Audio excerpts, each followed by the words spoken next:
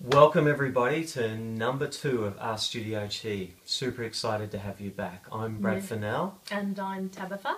And we're talking about sugars and digestion today, so it's a bit exciting. It's a great topic. Let's get into it.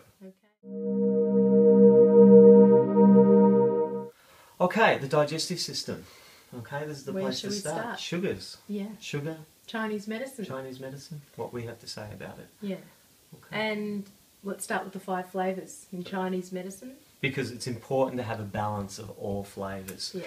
Sometimes we hear sugar, sweetness get a bit of a bad rap. Yeah. It is actually important to have some sweetness in your diet. The problem that happens is we've got too much of it. Too much of the white stuff. This stuff, okay? And what we need more of is this stuff. Sweet potatoes, sweet foods. So we need some of that. But this stuff, unfortunately, is too concentrated. Yeah. Too much. Yeah. So, really moderate on this. But we'll go into a little bit why this happens and explore it a little bit more. Yeah. Cool. So there it is. So the 5 flavours. Yeah, there's salty, there's bitter, there's pungent. The sour. And sweet. And sweet. That was 5. So getting all those, getting a balance of those 5 flavours is really important.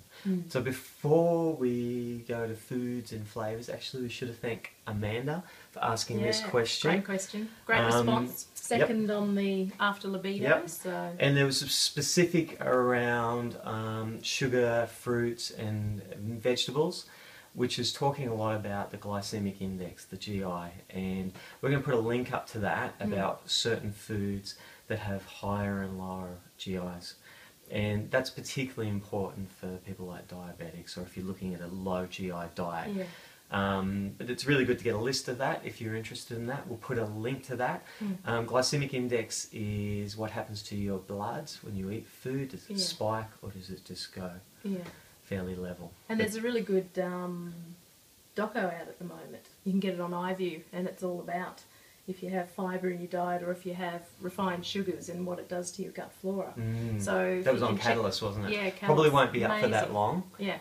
It's all scientific proof around what you eat is who you become and how you act and what kind of diseases the sugars and high carbohydrates are.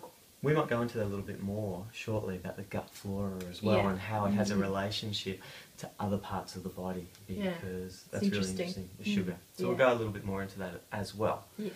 So should we talk about the digestive system, what it is and how it... In Chinese medicine, Did you want to start? Okay, here we go. My prop. My pot. Because this is a great way of viewing your digestive system, okay? What we have underneath is a fire, a burner. The food sits in here and is broken down, okay? It's broken down by this fire, this heat. If this heat is smothered, is taken away, things don't cook. They don't digest. They don't digest. They sit there and they kind of just... ferment, they make you bloated, and we call give you that... constipation, bad digestion. Bad digestion. Dampness. Dampness, and phlegm, which can go all over the place. And with that, you'll either go one of 2 ways. You'll gain weight, or you'll lose weight. And most of us gain weight, really. It's true. Yeah. So looking after your digestive system is really important and keeping that fire going. Yeah. Which is, how do we do that? Which is your kidneys, really. Your kidney yang, which we talked about in libido. So that's, drinking lots of water, that's resting, that's getting acupuncture. Keeping that kidney fire going is really important. And that digestive fire is really important. Yes. So that goes into diet, particularly if you're a really hot type constitution, you have a lot of heat, then you can have a little bit more of what we call cooling foods. But for most of us, particularly seasonally, you need more of that warm, nourishing food. Yeah, your soups and your stews and stir fries and things like that. People tend to go towards your salads, but unfortunately they're cold and they're raw. So if you've got a deficiency in your digestive system, you need to have warming foods. So if you do have salads, put them out on the bench, room temperature. That's a good way to start. Don't eat them cold from the fridge. And then, of course, like starting number one tip, chewing. We all don't chew enough. We just sort of gulp our food down. It lands in our stomach. This is where the enzymes start, and they kind of let the stomach know that, okay, there's food coming, so then the enzymes come in. But if you're just gulping your food down, lands in your stomach, and then digestion just goes, well, what do we do with this? Right, it's not broken down. Fat. Yeah, that's right. It's just whole in there. Yeah. That's right. So that's really important. That starts kind of the cooking process, that Chewing. mechanical process. Breaking it down is really important. Okay?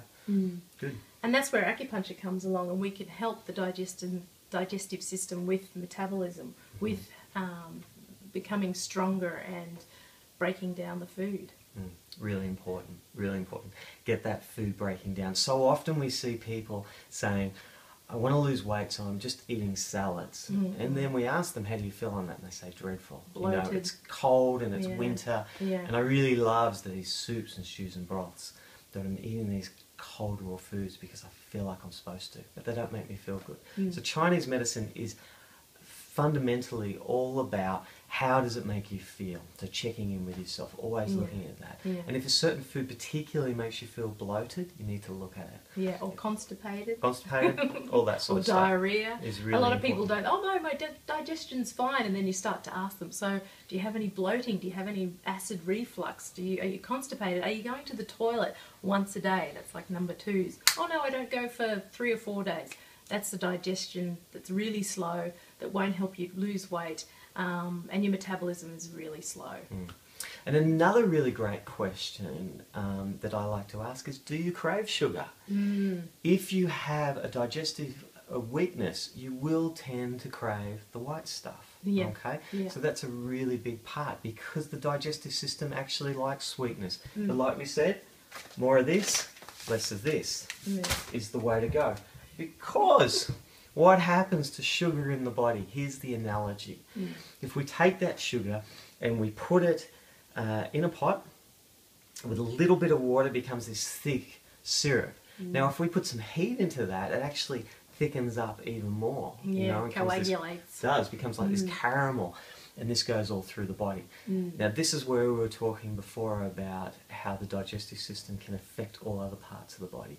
So Chinese medicine for thousands of years has known it can affect the psychology, how you think, how you feel, all these things. But one of the biggest ones we get is the digestive system affecting the lungs, particularly in and children. the sinuses. And sinuses.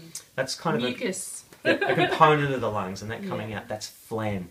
That's damp, which we can see in all parts of the body, but we see this phlegm coming out in the sinus area. From bad digestion.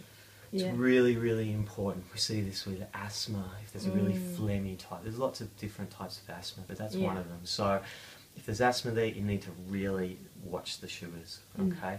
The other one is overuse of antibiotics is a problem, and we know this, everyone's talking about this, is in the media all the time.